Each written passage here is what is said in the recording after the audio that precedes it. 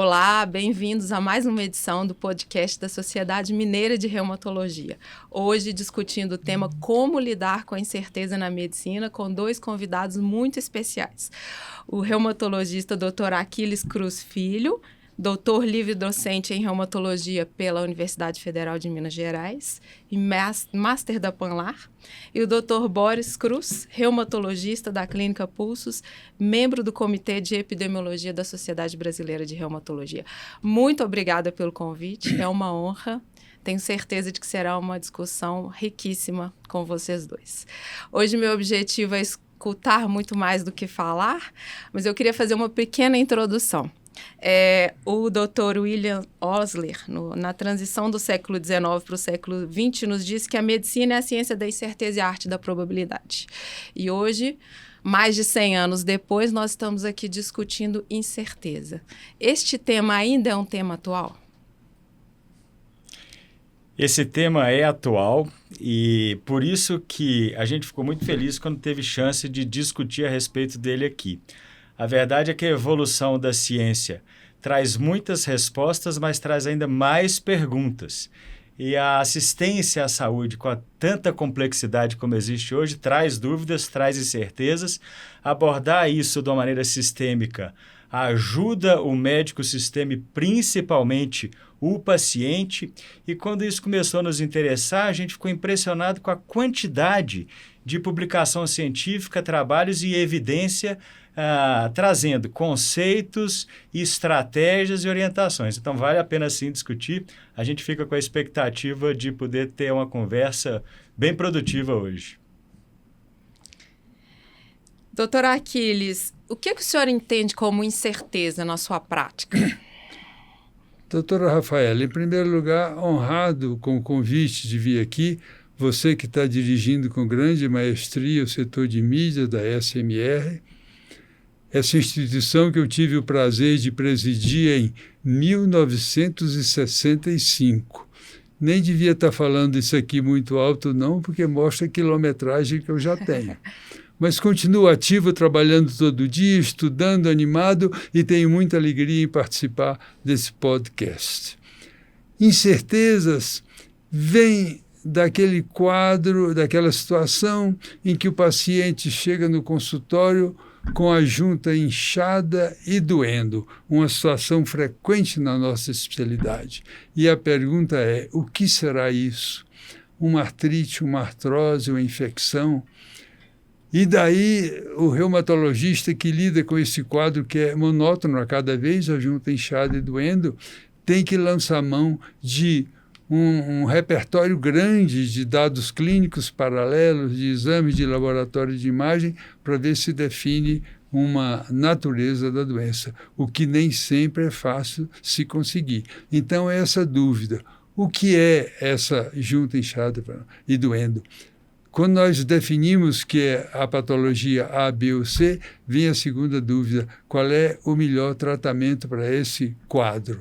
Como decidir a orientação para esse caso específico? Então, essa dúvida que surge com frequência em medicina, eu procurei expressar dentro da medicina em geral através de um slide, e eu vou pedir ao nosso câmera que projete o primeiro slide aqui. Exemplos de incerteza clínica. Isso é uma publicação recente. Por exemplo, um diagnóstico. Criança com irritabilidade e febre. Será meningite? Outro exemplo. Doente idoso com dispneia de esforço e excesso de peso. Fumante com fatores de risco cardíaco. Será insuficiência cardíaca, doença pulmonar obstrutiva crônica ou descondicionamento? E depois de definido o diagnóstico, vem a dúvida da terapêutica. Doente com tolerância reduzida ao exercício, fadiga e nevoeiro cerebral após a doença causada pelo coronavírus. Que tratamentos ajudam? Ou então um doente idoso multimórbido com insuficiência cardíaca, doença renal crônica, doença de Parkinson, polifarmácia e declínio da função. Será que o início de um novo medicamento para tratar uma dessas doenças irá agravar outra doença? E, finalmente, uma dúvida com relação ao prognóstico. Doente idoso frágil, com deficiência auditiva que se apresenta para avaliação da condução, está apto a conduzir durante mais um ano? Um dilema que os médicos de trânsito frequentemente devem ter. Então, diante desses exemplos de incerteza clínica, com relação ao diagnóstico, a terapêutica e o prognóstico, é que nós estaremos conversando aqui hoje. Muito bom. Boris, quer fazer alguma consideração sobre essas situações? Esse ponto de partida ilustra como que, a despeito da evolução, a despeito dos recursos que a gente pode ter, dúvidas vão surgir na prática clínica. E por isso que a gente julga que vale a pena discutir. A partir de exemplos práticos que o Dr. Aquiles colocou, eu queria colocar algumas coisas conceituais. Passe o próximo slide, por favor. O Dr. Aquiles colocou algumas situações práticas, alguns exemplos. Aí eu queria colocar alguns aspectos conceituais sobre como abordar sistematicamente a incerteza. A incerteza ela vai surgir a despeito dos recursos. E entender a sua natureza, que fatores que podem gerar incerteza, nos ajudam a abordá-la. A literatura médica, como eu reforcei no começo, com bastante evidência de como lidar com isso, sugere 3 origens diferentes que podem se superpor. A primeira é descrita como ambiguidade. Ambiguidade é a incerteza que vem de nós não conhecermos um dos elos daquele processo de adoecimento. Vou citar um exemplo bem claro em reumatologia. Síndrome Vexas, que é uma doença nova, foi descrita há 2 ou 3 anos. Até há 3 ou 4 anos atrás, a gente não sabia que ela existia. Então, essa era uma informação que não existia. Então, quando a gente se deparava com algum paciente, eu estou certo que passei por algum paciente que eu achei que era vasculite ou polimialgia refratária e era síndrome Vexas. Esse conhecimento não existia. Ou então, o conhecimento até já existe, mas o médico que está à frente do paciente não tem aquele conhecimento. Por exemplo, a doença que foi descrita há 2 anos tem um teste genético para confirmar seu diagnóstico. Isso pode não estar na prática clínica. A segunda gênese é a probabilidade. A incerteza que vem, por exemplo, de a gente conhecer todos os elos do processo, mas existir uma variabilidade que é inerente ao processo biológico. Por exemplo, todo reumatologista sabe que o melhor remédio para tratar artrite reumatoide no seu início é o metatrexate. Isso não há dúvida. Mas se o paciente vai responder, se o paciente vai tolerar, a gente não vai ficar sabendo. E o outro fator de gênese de incerteza é o que a literatura descreve como complexidade. A gente entende todo o processo biológico, mas fatores externos ao processo do adoecimento vão influenciar. Exemplos recorrentes na nossa prática clínica. Pacientes com fibromialgia, que têm diagnóstico claro e diretrizes de tratamento, mas fatores psicossociais que vão influenciar tremendamente a maneira com que o paciente sente os sintomas ou vai responder ao tratamento, como desafios no relacionamento ou no trabalho. Então, essas 3 causas de incerteza vão ser recorrentes e podem levar os médicos, quando deparando com elas, a reações que podem variar entre positivas e negativas. Eu cito alguns exemplos. Quando a gente lida com algo que a gente não conhece ou não sabe, pode ter reações, sentimentos, por exemplo, de ameaça, de negação, de dúvida. Eu não sei aquilo, isso está me causando problema. Mas, ao mesmo tempo, pode ter sentimentos positivos, como uma oportunidade de crescimento, confiança e mesmo fé em poder lidar.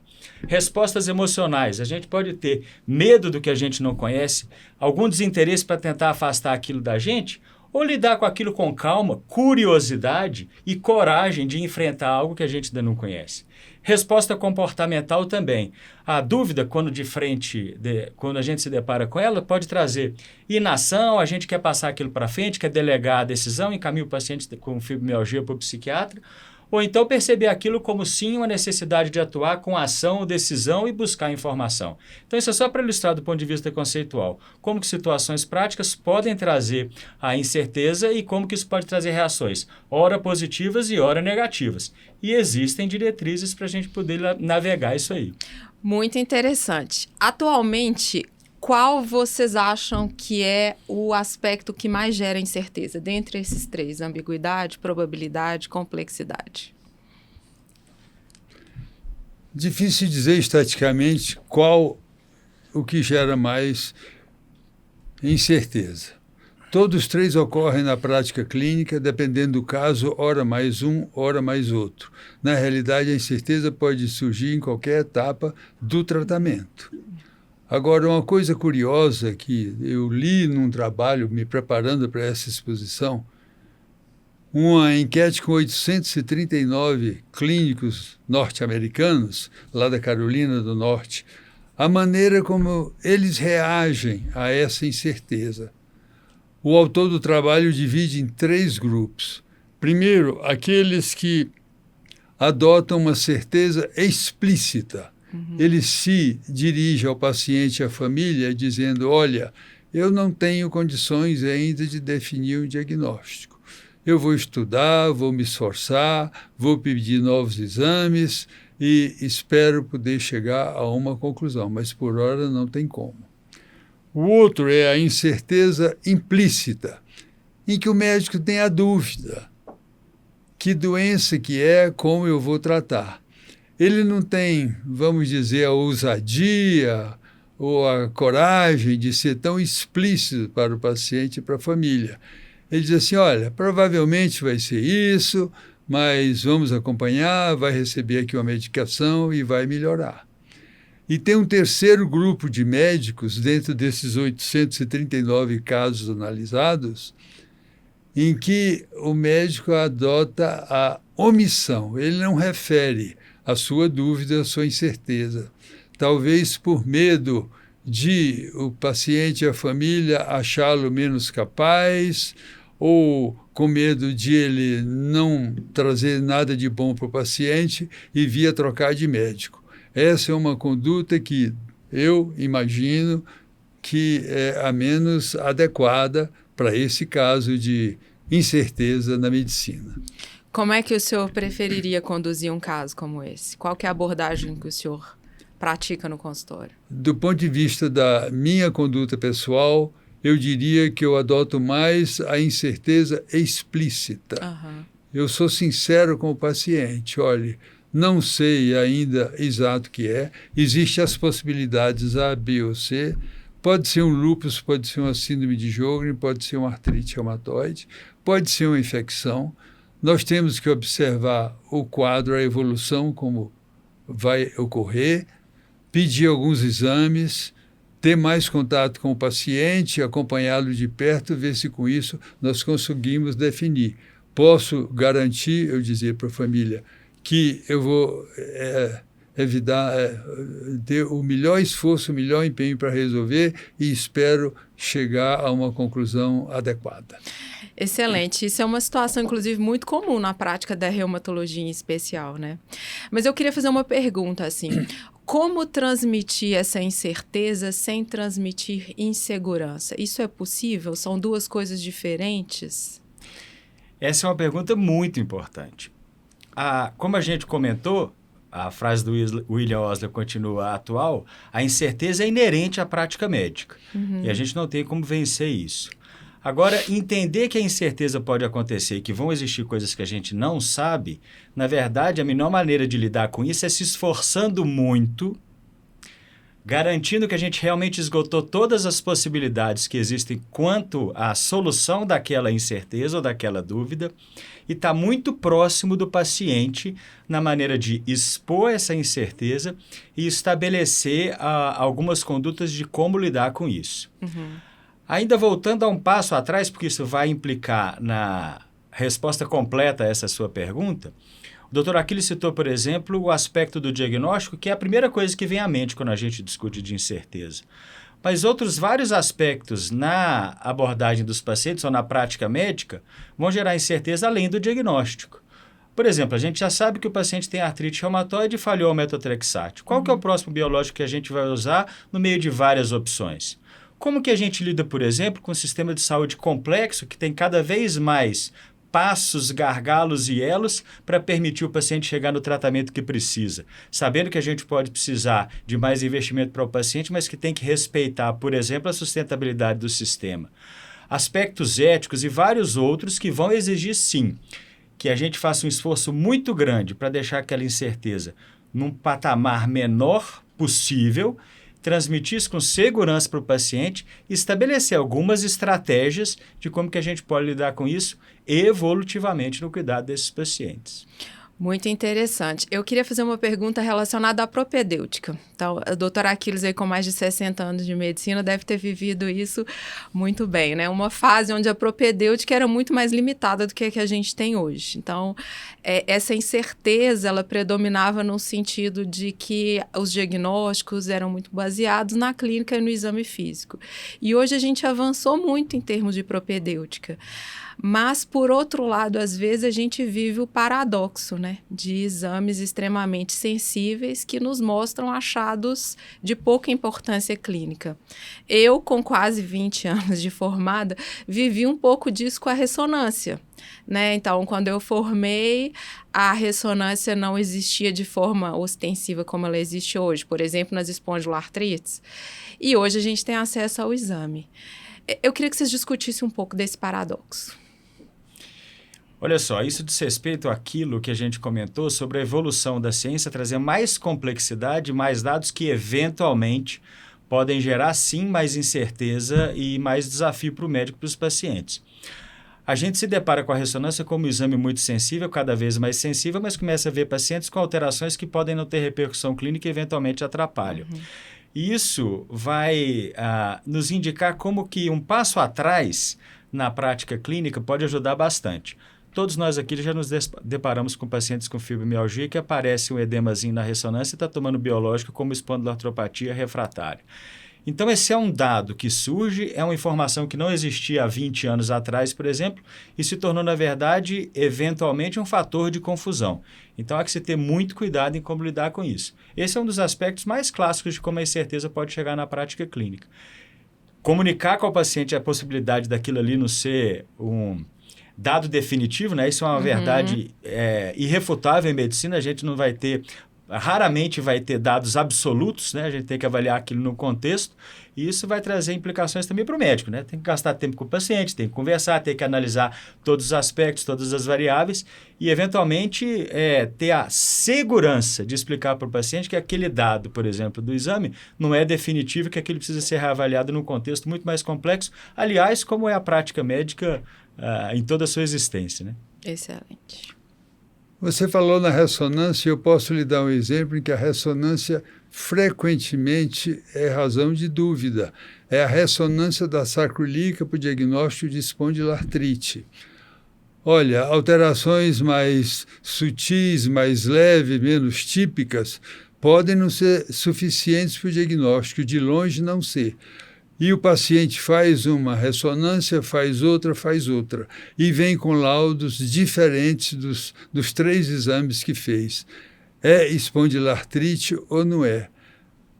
Então, é preciso jogar com o dado clínico. A clínica continua a ser soberana, continua a ser o dado mais importante. Analisar o tipo de dor que o paciente tem, saber se é compatível com uma espondiloartrite. E a pletora de exames também pode não trazer nenhum dado a mais. Se o paciente é um B27 positivo, não quer dizer que ele tenha espondiloartrite. 5% da população tem B27 positivo no Brasil. Então, a pletora de exames, a quantidade de exames nem sempre é suficiente para esclarecer a dúvida. Aí o médico tem que usar o seu bom senso, a sua expertise e dialogar com o paciente. Isso é importante. Excelente. Um aspecto importante nessa discussão é o seguinte: quando a gente tem mais dados, mais complexidade, isso vai gerar mais desafio para o médico e pode trazer sensações negativas. A literatura descreve um conceito de tolerância à incerteza e consegue, inclusive, medir isso com uma escala que já é validada há mais de 10 anos. Então, esse caso que o Dr. Aquiles citou, de um paciente que chega com 2 ou 3 ressonâncias e um diagnóstico que é diferente do que a clínica pode apontar, na verdade são mais dados, mais fatores de confusão que podem gerar inquietação para o médico. E entender isso como algo comum e aprender a lidar com isso vai diminuir a intolerância à incerteza. O médico, quando faz um diagnóstico clínico, por exemplo, fica à vontade para bancar aquilo frente a um exame de ressonância, Isso, com segurança e responsabilidade, diminui a complexidade do problema, diminui a incerteza. Por outro lado, o médico que fica esperando, buscando o dado absoluto, buscando um resultado positivo, para ter certeza que aquele é o diagnóstico e poder tratar o paciente, isso traz dano. Traz dano para o paciente, traz dano para o médico e traz dano para o sistema. Isso é importante, traz dano para o médico. A tolerância à incerteza está associado à saúde do próprio médico. A gente tem trabalhos correlacionando essa escala de intolerância à incerteza com diagnóstico de burnout, ausência da prática clínica e maior gasto em saúde, como, por exemplo, pedir mais exames ou tentar trocar tratamentos na direção que não pode ser adequada. Então, entender que isso pode existir, assumir a responsabilidade de, com segurança, lidar com aquela incerteza e, eventualmente, por exemplo, usar sua prática clínica para contrapor um exame. Isso a gente vê na história da reumatologia, né? Acontece agora com a ressonância, aconteceu uns anos atrás com o FAM. Com o FAM a gente aprendeu a lidar com isso, né? Verdade. E vai acontecer de novo. A gente vai evoluir. Por exemplo, a gente vive agora um momento de aprender a lidar com testes genéticos, que a gente achava que ia resolver tudo e não resolve tudo. Traz informações importantes, como, por exemplo, na Vexas, e quantos, eventualmente, exoma que vocês viram nos últimos tempos, que tem lá mutações que a gente ainda não sabe como lidar com elas num paciente que tem um diagnóstico que ainda não existe. Então, a gente vai sempre ter que aprender a lidar com isso. E tolerar a incerteza ajuda o paciente, ajuda o sistema e ajuda o médico. É verdade. E nós estamos tolerando? Você acha que os médicos da atualidade estão enxergando essa realidade, estão preparados para isso? Existem vários estudos analisando diferentes contextos e submetendo, por exemplo, essa escala de tolerância aos médicos. No mundo em que boa parte das coisas está ao alcance de um dedo, um clique do celular, eventualmente você virar para o paciente e falar assim, não sei, vamos ter que esperar, não vamos fazer mais exames, vamos só rever isso daqui a algum tempo, vamos tentar esse tratamento, isso pode ser inquietante. A cultura da ciência busca sempre a resposta absolutamente positiva, a certeza e a resolução. Na prática médica isso vai acontecer na graduação, na residência ou mesmo já na atuação da especialidade. Os pacientes e os médicos esperam a certeza e isso traz inquietação. A gente vê isso normalmente com colegas menos experientes que vão buscar a certeza, vão querer fazer a segunda ou a terceira ressonância, como o Dr. Aquiles falou, e outros que vão ficar à vontade com o diagnóstico clínico e vão lidar com aquilo melhor. A impressão que a gente tem é que realmente essa tolerância à incerteza pode melhorar, por isso que a gente acha que vale a pena discutir um tema como esse aqui. Doutor Aquiles, o senhor acha que aspectos culturais influenciam nessa questão?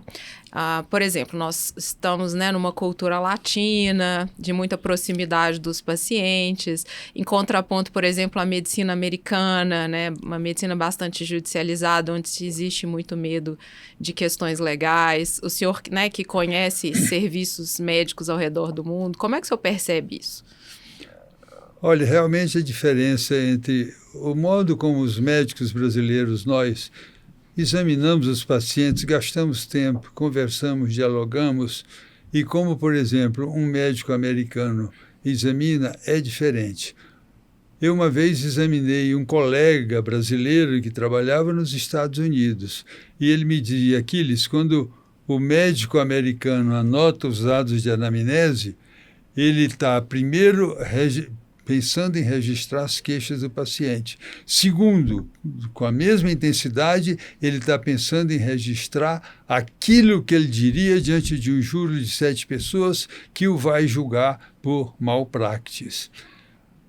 No Brasil está aumentando, está crescendo, mas ainda não chegamos nem de longe à condição dos Estados Unidos, onde 1 de cada 3 médicos, um dia na vida, vai ter ou já teve um processo por malpraxis.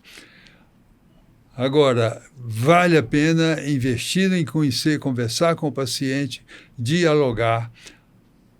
Agora, quando eu lhe falei que eu adoto uma conduta de incerteza explícita, abrindo o meu coração, vamos dizer, para o paciente, se eu tenho certeza ou não daquele diagnóstico ou daquela conduta, é preciso levar em conta também a receptividade do paciente e da família, não é?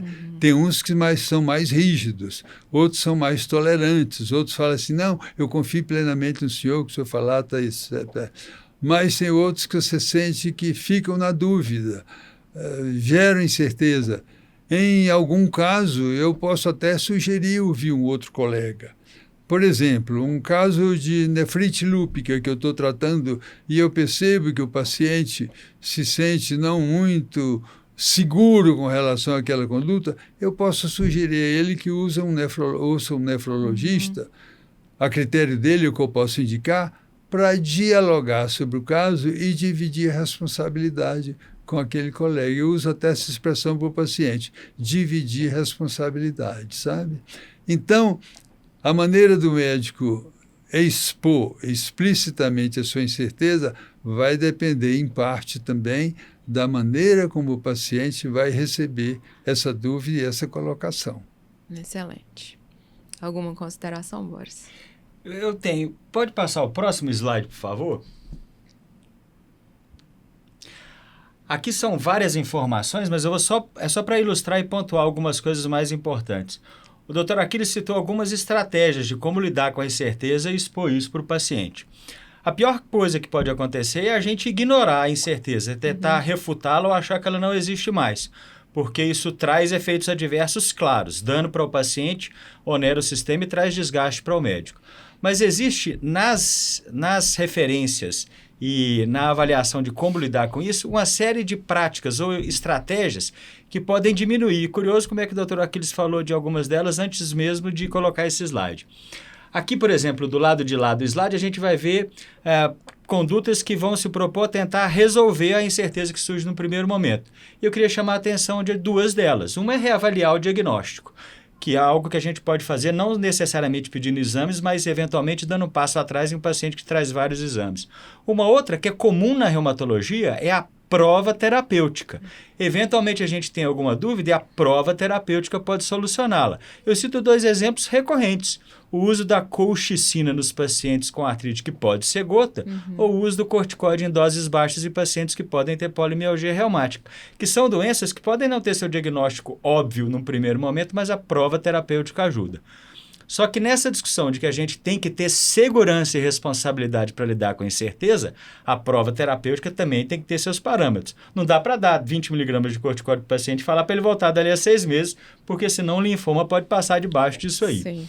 Outras estratégias, por exemplo, vão deixar claro que a gente está dando a maior bola, prestando atenção realmente naquela incerteza que vai acompanhar o paciente, mas eventualmente pode minimizar aquilo. Vou te dar um exemplo. Se o paciente chega, por exemplo, com artrite de punhos, se no primeiro momento aquilo vai ser artrite reumatoide ou se eventualmente uma lesão de pele suspeita pode levar ao diagnóstico de artrite psoriásica, para começar o tratamento isso não faz muita diferença. Então o paciente quer um rótulo, quer um diagnóstico de certeza, mas a gente minimiza aquilo, fala, olha, isso aqui não é importante a gente decidir agora, não vamos te tratar, a gente vai voltar a esse assunto depois. Algumas outras alternativas vão incluir dividir isso com o paciente, deixar claro para o paciente a incerteza e dividir com os colegas, como o Dr. Aquiles falou no caso da nefrite lúpica, conversando com o nefrologista. Você quer ver uma coisa que acontece nos últimos tempos que funciona bem pra caramba? Eu participo e te digo que você já me ajudou numa situação dessa. Um grupo do WhatsApp de pessoas mais próximas a você. Isso é maravilhoso. A gente tem no nosso grupo o Reuma Help, né? Tem uma dúvida, surge um desafio, a gente coloca lá, sempre pode ter alguém que vai ter uma opinião ou uma sugestão em lidar com aquela conduta. Eu me lembro que você já me ajudou em um outro caso no nosso grupo. Então, essas são estratégias, como o Dr. Aquiles falou, que podem minimizar e ajudar um pouquinho em lidar com a incerteza. Ignorá-la ou achar que ela não existe é que não pode de jeito nenhum, né? Exatamente, assim, estudando sobre esse assunto, né, eu vi esses 3 aspectos que são importantes para o médico otimizar essa questão, melhorar, né, o aspecto da incerteza. Uma é a questão do estudar, né, estar sempre se atualizando. Outra é essa questão de estar em grupo, né, um grupo de médicos, e eu vejo quanto isso é importante e a tecnologia nesse sentido facilitou as coisas. E um terceiro aspecto é a questão da experiência, que eu acho que, assim, eu pessoalmente observo muito isso. A experiência, ela vai te dando esse traquejo, inclusive na forma de abordar isso para o paciente, de forma a deixar isso claro, sem gerar insegurança. Quilometragem faz diferença, né? Exatamente. Agora, quanto antes a gente consegue perceber que isso pode acontecer e, eventualmente, as pessoas com mais experiência, por exemplo, terem a responsabilidade de dividir isso com os mais novos, seja os professores com os alunos da graduação, os preceptores com os residentes, ou os médicos mais maduros nos grupos que já estão na prática clínica, isso aí pode ajudar um bocado. Muito. Como é que vocês veem a questão da inteligência artificial? Vocês usam inteligência artificial? Vocês acham que é uma ferramenta importante no momento? Será muito importante no futuro para minimizar a incerteza? Eu comecei a usar a inteligência artificial não tem muito tempo e tem me ajudado. Eu jogo lá o caso que eu tenho e gostaria de ouvir o que a inteligência artificial vai me dizer, o que tem de mais recente, ou então pergunto qual é o tratamento mais moderno para patologia A, B ou C, leio, avalio, não deixo de consultar o PubMed, que para mim é uma fonte valiosa de aprendizado constante, e a gente vai tirando conclusões disso tudo, sabe? A inteligência artificial é valiosa, mas pode ser uma arma de dois gumes, pode sugerir coisas que, naquele caso, não sejam a melhor opção. Mas eu estou usando e estou avaliando melhor como usar a inteligência artificial. O Boris tem mais vivência com inteligência artificial, usa com frequência e gostaria de ouvir o que ele tem a dizer sobre isso. Da inteligência artificial e outros aspectos de tecnologia, está todo mundo aprendendo, né? A cada dia a gente dá um passo mais largo. E, na verdade, a gente já experimentou dois lados disso. Por exemplo, existe uma que é recorrente hoje na medicina, que é o Open Evidence, que você pode ter no celular ou no desktop do seu computador. E que na frente do paciente, sem tirar os olhos dele, você consegue colocar ali, me responda aqui como interpretar esse exame ou como esse tratamento pode ajudar. Então, isso em milissegundos você pode ter lá alguma evidência. Mas todo mundo aqui já se deparou também com o paciente chegando lá, te mandando uma mensagem no WhatsApp ou trazendo por escrito a pesquisa que ele fez no ChatGPT sobre um determinado remédio ou um determinado sintoma e já chega ali com uma série de informações que podem não condizer à realidade. Além disso, de eventualmente a pesquisa poder não ser tão bem feita, seja pelo profissional de saúde ou pelo paciente, ou a gente ter dado acesso ao dado da evidência mais recente, eu queria comentar de um aspecto importantíssimo na hora de usar a inteligência artificial e tecnologia com o paciente. A gente comentou aqui desde o começo que um dos aspectos importantes para lidar com a incerteza é reconhecê-la e comunicar com o paciente. Essa comunicação com o paciente tem que ter empatia. E empatia é o motivo pelo qual o ChatGPT não vai tomar nosso lugar nunca. Então não dá para a gente pegar o dado que está escrito ali e falar assim, olha, o melhor remédio para você é esse, você tem que melhorar com esse remédio, se você não melhorar com o remédio, você que está errado. Não é assim, não. Então, a gente usa a inteligência artificial para nos trazer ciência, aceita que o paciente pode vir com alguma coisa de inteligência artificial que eventualmente pode não condizer ao que a gente acredita, mas usa a empatia para usar os dois lados e poder evoluir nisso. É um passo sem volta, né? Eu me lembro de uma aula que você deu em que comparava o cockpit de um avião do século XXI com o cockpit do avião dos anos 30, e dos anos 30 tinha 3 reloginhos, do avião mais moderno tinha 1.500 parâmetros automáticos, mas a cadeira do piloto continuava lá. Não me esqueça disso. Eu adoro essa analogia, que legal você ter lembrado. Eu fiz uma exposição uma vez, doutora Aquiles, onde eu fazia uma comparação da medicina com o avião, né? Então, na década de 30, a gente tinha um avião muito simples, com um instrumento muito simples e o piloto lá. Hoje em dia, a gente tem um avião ultramoderno, né, que opera por aparelhos, mas o piloto continua lá.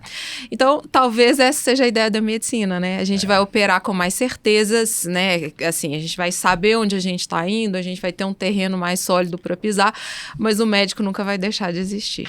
né? E eu também me lembro que alguns anos atrás eu era mais entusiasta com essa questão de inteligência artificial, biomarcadores, e eu dizia que no futuro próximo a gente teria resposta de todas as perguntas. Lembra disso? Lembro. E você era contra, e hoje eu tô te dando razão.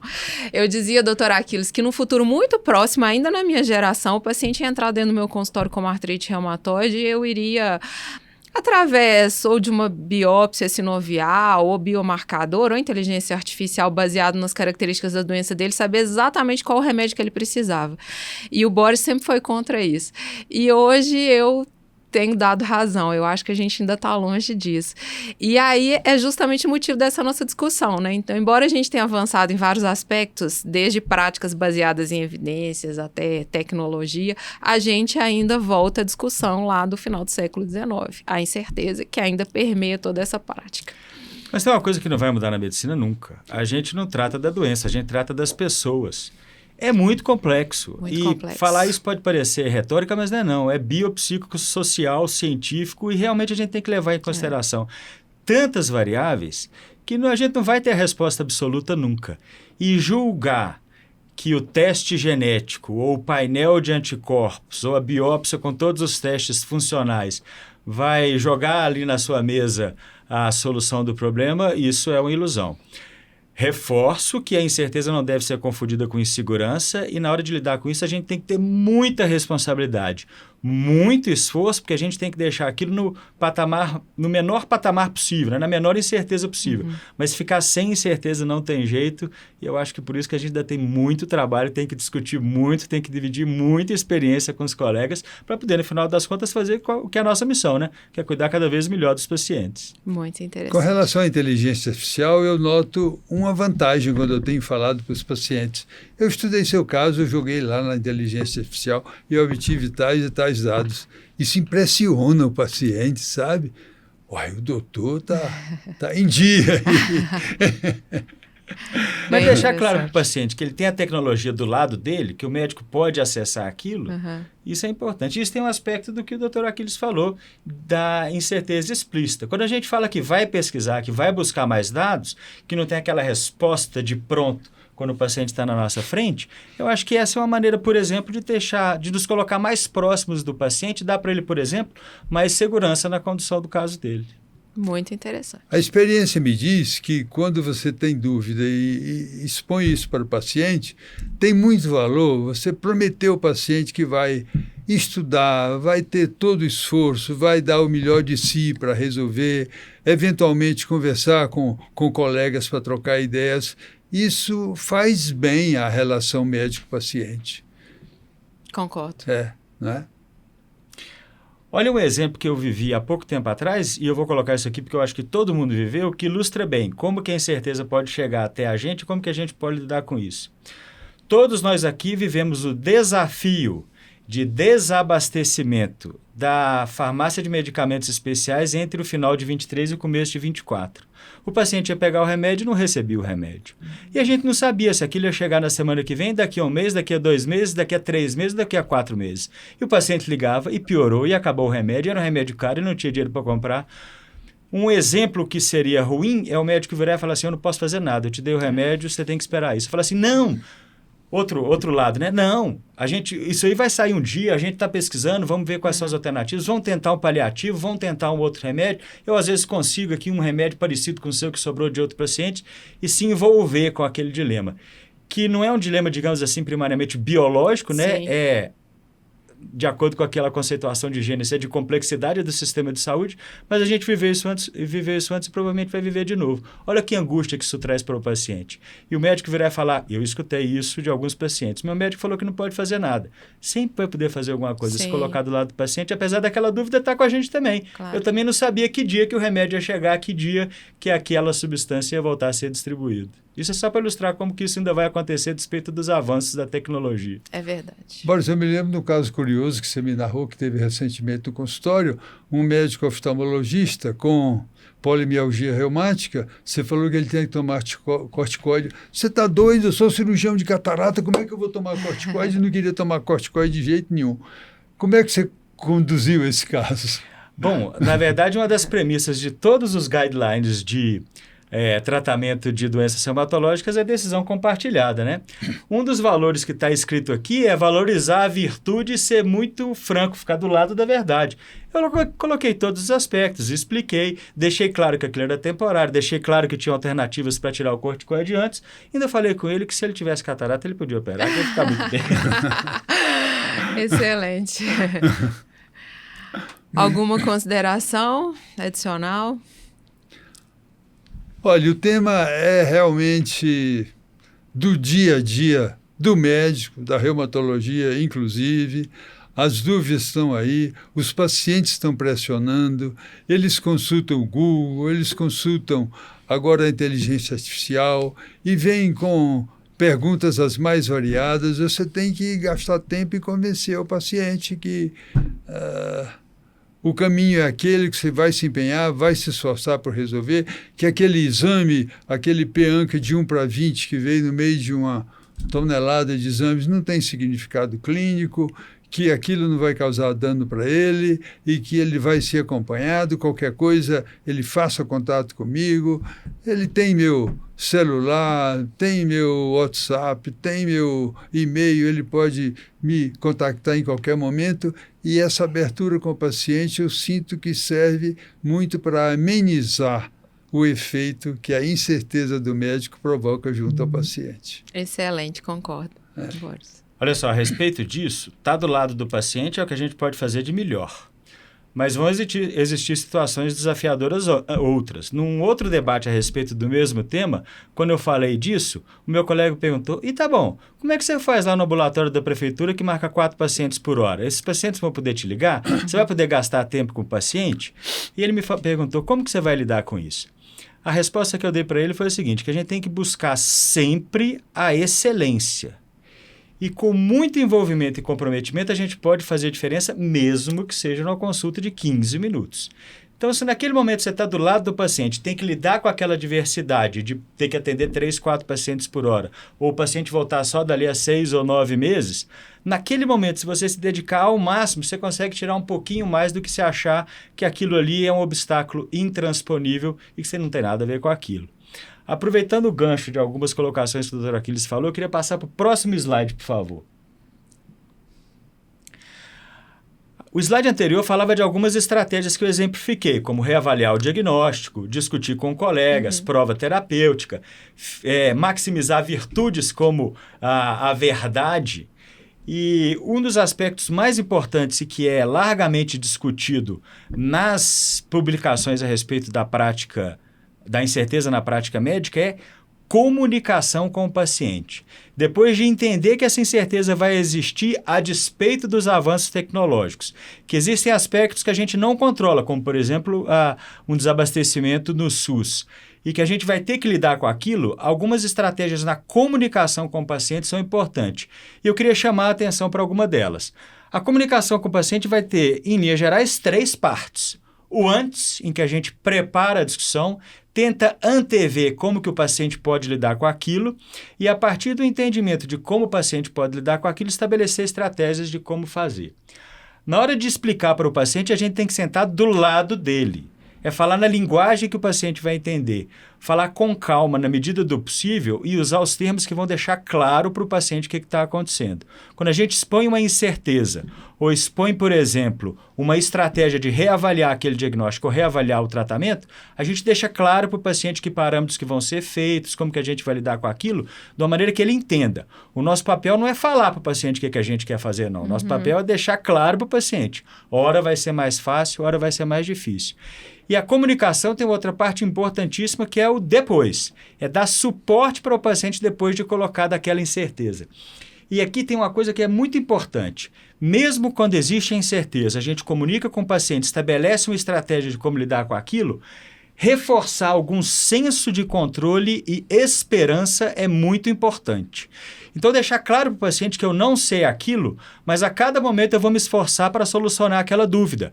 Que hoje eu não posso responder, mas quando a gente se encontrar daqui a 3 ou 4 meses, provavelmente eu vou ter dados melhores. Que hoje o remédio não está disponível no SUS, mas daqui a algum tempo vai estar disponível, que a gente já escutou essa notícia que isso vai acontecer. Então, deixar claro que a gente está do lado do paciente e numa palavra técnica, né? Estabelecer algum senso de controle e esperança, mesmo quando existe algo que a gente não consegue resolver naquele momento, é muito importante e traz conforto e nos ajuda a cumprir a nossa missão de ajudar o paciente sempre, né? Deixa eu fazer um comentário sobre esse slide, essa penúltima frase, dê suporte para a resposta emocional do paciente. Eu acho isso muito importante. E o exemplo prático na reumatologia é o paciente perguntar, paciente com artrite reumatoide, doutor, eu vou acabar na cadeira de roda? Eu vou acabar com as mãos tortas, feito eu vi outro dia uma paciente aí? Então é preciso o médico ser claro, mostrar que agora os tratamentos são outros, as possibilidades são outras, que as perspectivas são outras, que o paciente não vai chegar naquele ponto, que ele não precisa ter aquela desesperança toda que ele está tendo. Então, dê suporte para a resposta emocional do paciente. Concordo, excelente, maravilhoso. Eu acho que a mensagem que fica é exatamente essa, né? A medicina avançou muito, nós temos à disposição muita tecnologia, mas nós continuamos humanos, seremos sempre humanos e precisamos de pessoas, né, ao nosso lado. As incertezas vão existir e a gente tem que voltar para essa conversa com o paciente. Acho que essa é a solução para esses conflitos. Olha, foi maravilhoso, foi uma conversa maravilhosa, tenho certeza que vai agradar demais, né, a todos os colegas que vão nos ouvir. Senti muito honrada de vocês aqui participando do podcast da Sociedade Mineira de Reumatologia, né, 2 gerações de médicos, uma família que tem feito muito pela reumatologia. Muito obrigada. Nós que agradecemos a oportunidade. Olha, muito obrigado. É um privilégio estar aqui. Como a gente comentava antes, qualquer ação da Sociedade Mineira de Reumatologia merece suporte. A gente que fica honrado, é um privilégio estar aqui do lado do meu pai, que foi um trilho, um farol que iluminou a minha vida toda na formação e na prática clínica. E isso aqui é um privilégio, a gente está muito contente. Aprendemos enormemente com vocês. Muito obrigada. De nada. Boa noite. Obrigado.